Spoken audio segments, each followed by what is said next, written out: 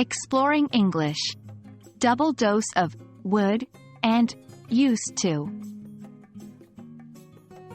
Hello, learners. Today, we're going to unlock another level of English proficiency. We'll be discussing how to use would and used to in the same sentence, a common practice in English to express habits in the past. Understanding this topic can make your English sound more natural and fluent. So, let's get started.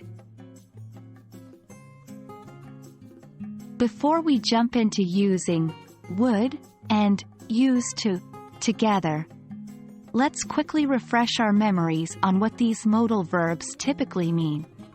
Used to is a phrase we use when talking about habits or states in the past that no longer exist in the present. For example, I used to live in New York. We used to go fishing every summer. Would can also be used to describe repeated actions in the past, although it is usually used with a slightly different emphasis. For instance, every summer, we would go to the beach. It's important to remember that would isn't used for states, only for actions. Now let's move on to using would and used to in the same sentence. This is usually done to give emphasis to a certain past habit or action. In this case, used to is used to set the scene, and then would is used to describe the habit or repeated action.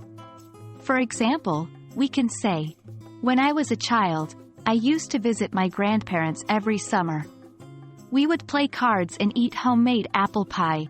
Here, used to visit sets the scene in the past, and would play and would eat emphasize the repeated actions within that time frame. Let's look at a few key points and exceptions about using would and used to together. 1. We usually use would to describe actions, not states. 2. When used to and would are used together, they usually appear in separate clauses. 3. For negative past habits, we can only use used to. For example, we can say, I used to not like spinach, but we can't say, I would not like spinach. 4. Remember, using both in the same sentence is about emphasis. It's completely fine to only use one or the other, but together they can add a nuanced layer to your English conversations.